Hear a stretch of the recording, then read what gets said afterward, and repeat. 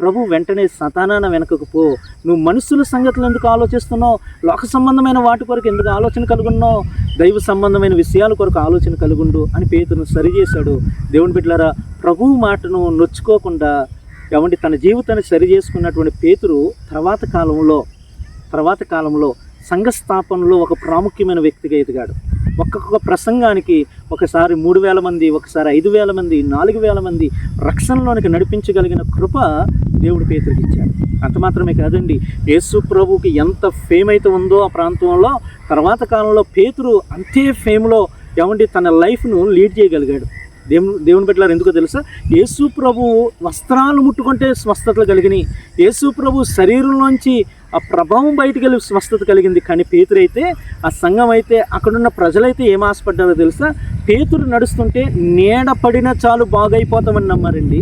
అంత అభిషేకం ఇచ్చి దేవుడు పేతురును వాడుకున్నాడు. అంటే నీ జీవితంలో ప్రభువు నిన్ను సరి చేస్తున్నప్పుడు నువ్వు సరి చేయబడు, దేవుడు నిన్ను గద్దిస్తున్నప్పుడు లోబడు.